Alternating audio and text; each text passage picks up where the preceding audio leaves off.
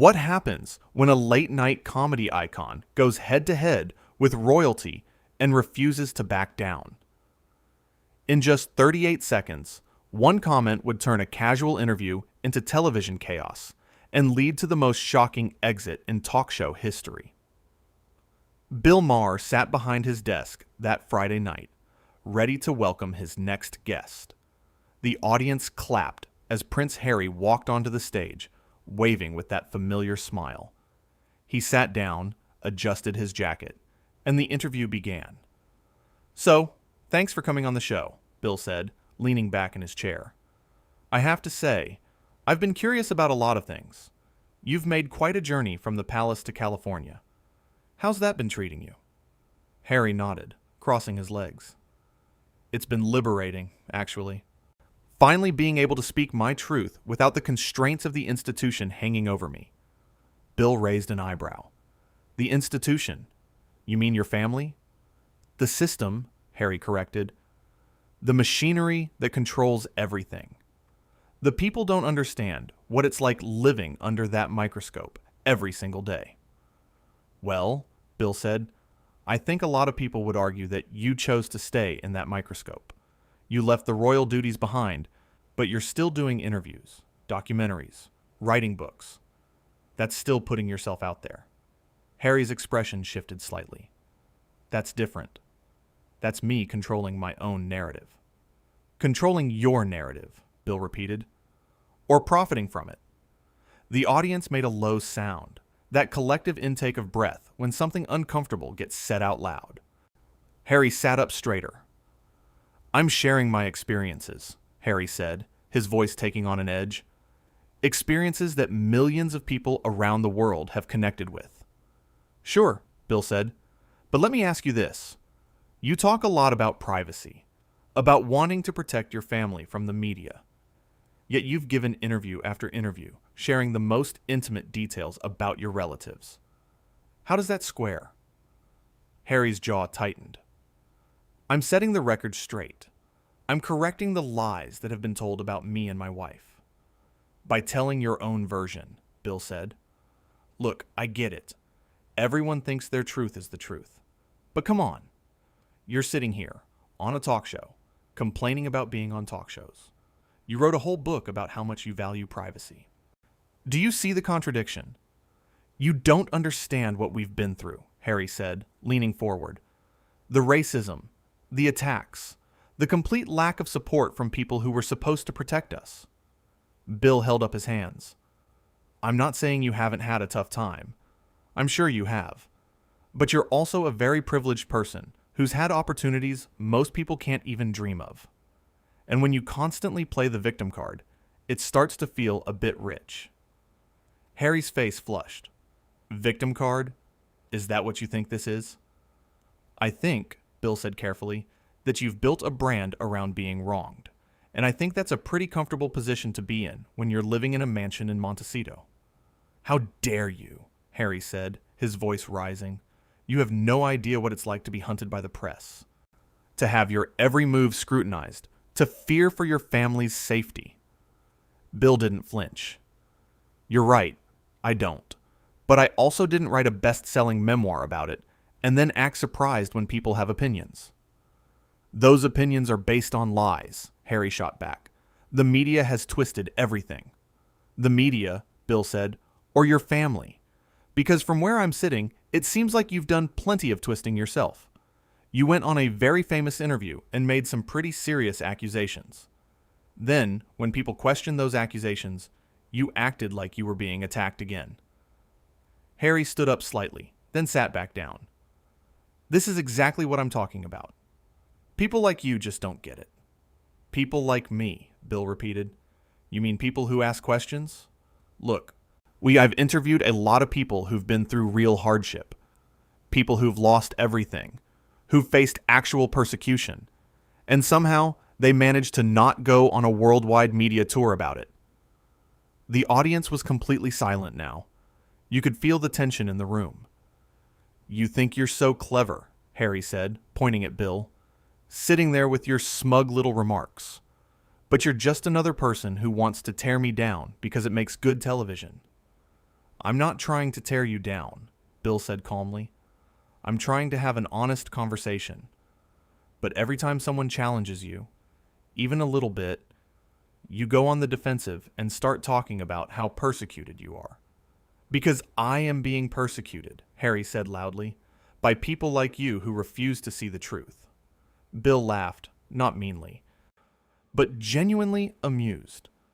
The truth according to Harry. Got it. But here's the thing. Truth isn't just what you say it is. Other people get to have their perspectives too, including your family. My family, Harry said bitterly, has shown me exactly who they are. And you've shown them who you are, Bill countered. You've gone on international television and accused them of terrible things. You've written about private conversations. You've made money off of family drama. And then, you wonder why they're not rushing to reconcile. Harry's hands gripped the arms of his chair. You have no right to judge me. I'm not judging you, Bill said. I'm observing. And what I observe is someone who wants all the benefits of being royal with none of the responsibilities. Someone who wants privacy, but also a platform. Or someone who wants to be left alone, but keeps talking. I keep talking because I have to defend myself, Harry said through gritted teeth. From what? Bill asked. Seriously, from what? You're safe. You're wealthy. You have a family. You have freedom. What exactly are you defending yourself from at this point? Harry stood up this time and didn't sit back down. From people like you who think they know everything about my life. I don't claim to know everything about your life, Bill said, remaining seated, but I know what you've chosen to make public, and I'm allowed to have an opinion about it. That's kind of how this works. Your opinion is worthless, Harry said, his voice sharp. The audience gasped. Bill's expression didn't change, but something shifted in his eyes. Wow, Bill said quietly. Okay. So we've reached the part where you insult me because you don't like what I'm saying. You've been insulting me this entire time, Harry said. No, Bill said firmly. I've been challenging you. There's a difference. I challenge everyone who sits in that chair. That's my job, but you seem to think you should be exempt from that because of who you are. Because of who I am, Harry repeated. You mean because I'm royal? I've been trying to get away from that my entire life. Bill laughed again. Really? Because you sure bring it up a lot.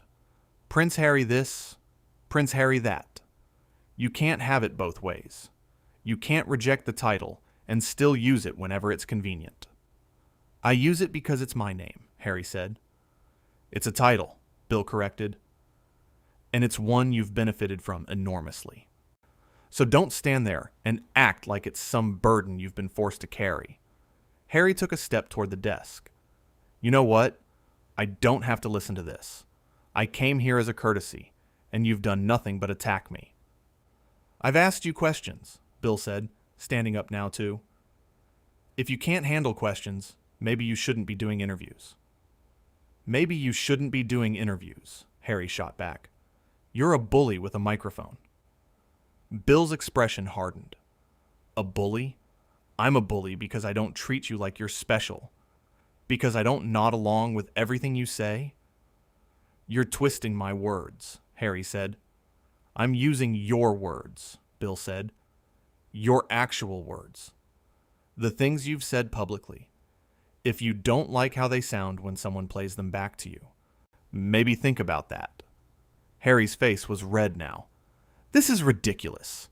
You invited me here just to ambush me. I invited you here to have a conversation, Bill said. But you only want a conversation where everyone agrees with you. That's not a conversation. That's an echo chamber. At least an echo chamber doesn't have someone like you in it, Harry said. Bill stared at him for a long moment. You know what? I think we're done here. Oh, you think we're done? Harry said sarcastically. How generous of you. Yeah, Bill said. I do think we're done, because this isn't productive. You're not listening. You're just waiting for your turn to play victim again. I'm not playing anything, Harry shouted. You're playing a role, Bill said, his voice rising to match Harry's. The misunderstood prince, the rebel, the truth teller. But you know what? It's getting old. People are tired of it. People love me, Harry said. Bill shook his head. Some people do. A lot of people feel sorry for you. But increasingly, people are starting to see through it. They're starting to wonder if maybe, just maybe, you're not the hero of this story. Harry pointed at Bill again. You are out of line. No, Bill said firmly. You're out of line. You come on my show. You insult me. You refuse to engage honestly. And then you act like I'm the problem. That's not how this works. I don't care how this works, Harry said. I don't care about your show or your opinions or anything you have to say. Bill walked around the desk. Then why are you here? Harry opened his mouth, then closed it.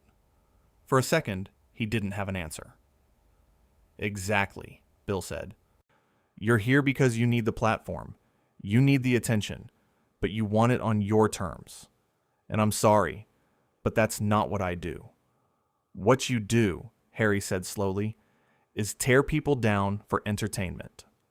What I do, Bill said, is hold people accountable, especially people with power and privilege. And you have both, whether you want to admit it or not.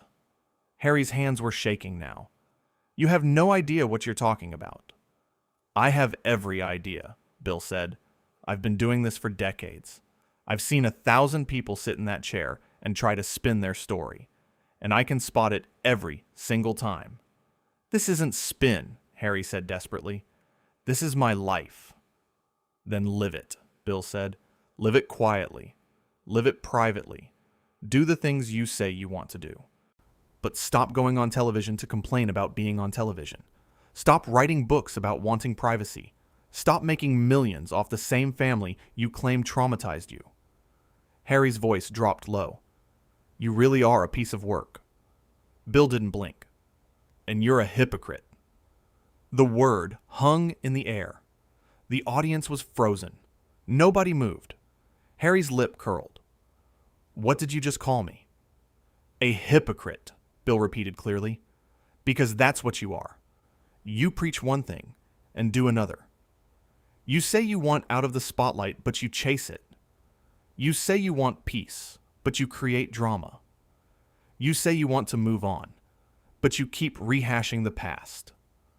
How dare you speak to me like that, Harry said, his voice shaking with anger. How dare I, Bill said, stepping closer. How dare you come into my studio and act like you're above criticism? How dare you use your title when it suits you and reject it when it doesn't? How dare you profit off pain and then act wounded when someone points it out? Harry's whole body was tense. You need to apologize. Bill laughed in disbelief. Apologize? For what? For doing my job? For asking the questions that millions of people are already asking? For disrespecting me, Harry said. I haven't disrespected you, Bill said. I've disagreed with you. If you can't tell the difference, that's your problem, not mine. Harry took another step forward. You think you're so smart. You think you have all the answers. I don't have all the answers, Bill said, but I have enough sense to see when someone is playing a game. And you, my friend, y'all are playing a very calculated game.